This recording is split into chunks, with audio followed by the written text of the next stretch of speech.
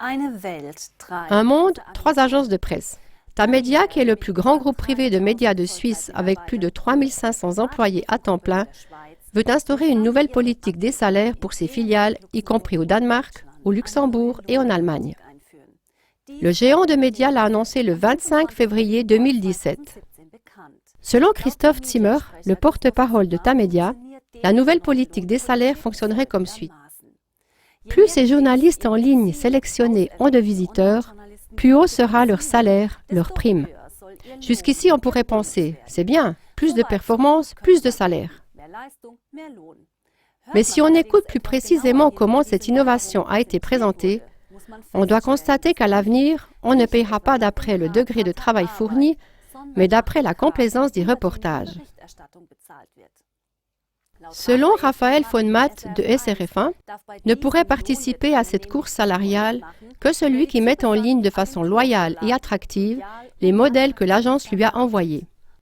Raphaël von Matt a dit littéralement « Les journalistes qui transforment les dépêches d'agences en articles participent à cette expérience. A contrario, certains n'auraient pas la permission de participer à cette course salariale, à savoir, je cite SRF1, « Les journalistes qui écrivent leurs propres histoires et reportages en sont à contrario exclus. » Nous voulons souligner ce qui suit. Chez Tamedia, seuls bénéficieront d'un salaire plus élevé les journalistes qui à l'avenir utiliseront et retravailleront fidèlement au mieux les textes proposés par les agences de presse.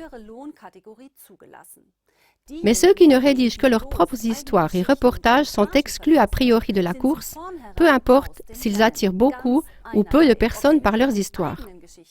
Conclusion. Peu importe donc combien de nouveaux lecteurs un journaliste pourra gagner à l'avenir par ses propres histoires, on ne le récompensera pas par un plus haut salaire et des primes, tandis que tout journaliste fidèle à l'agence pourra bénéficier d'une augmentation salariale et de primes pour tout nouveau lecteur. Alors on ne reçoit des primes que pour des textes prédigérés. Le public ne réalise combien cette nouvelle politique des salaires de Tamedia est dangereuse que s'il est au fait des développements suivants. Savez-vous qu'actuellement, il n'y a qu'environ 3 agences de presse globales par lesquelles le monde entier est alimenté en nouvelles? Selon les témoignages oculaires d'Udo Ufkott et de beaucoup d'autres personnes, ces informations mondiales seraient contrôlées et souvent rédigées par des militaires haut placés, des services secrets, etc. Donc, quiconque compare attentivement les reportages apparemment diversifiés arrivera au résultat suivant.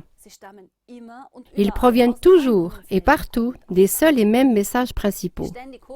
La diversité constamment mise en avant réside seulement dans l'habileté des journalistes du monde entier à préparer des articles et à retravailler la formulation. Les 3 agences évoquées plus haut sont les suivantes. Premièrement, l'Association de presse américaine, AP, a plus de 4000 collaborateurs à l'échelle mondiale. L'AP appartient à des entreprises de médias des États-Unis et sa rédaction principale se trouve à New York. Les informations de l'AP sont utilisées par environ 12 000 médias et elles atteignent la moitié de la population mondiale. Deuxièmement, l'agence française France Presse, AFP, semi-étatique, a son siège à Paris et elle y emploie environ 4000 collaborateurs. L'AFP envoie plus de 3000 messages et 2500 photos par jour à des médias aux 4 coins du monde. Troisièmement, l'agence britannique Reuters à Londres est organisée économiquement de manière privée et emploie un peu plus de 3000 collaborateurs. Le Suisse moyen ou l'Allemand moyen se dit maintenant « Bon, ça n'a rien à voir avec notre presse. Ces agences-là ont leur siège aux États-Unis, en France et en Grande-Bretagne. Nous avons quand même une presse diversifiée grâce à notre liberté de presse. Mais ceci est justement la plus grande erreur.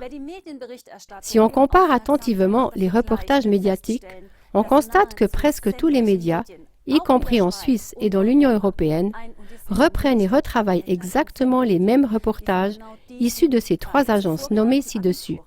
Le nouveau système salarial de Tamedia annonce par là le siècle de la pensée unique, encore plus forte pour tous. Conclusion de cette expérience. Par chaque propre pensée, tous les journalistes encore indépendants vont se punir eux-mêmes. A contrario, à l'avenir, tous les journalistes qui écriront de manière assidue et fidèle au système pour plus de salaire et de primes puniront de cette façon le monde entier.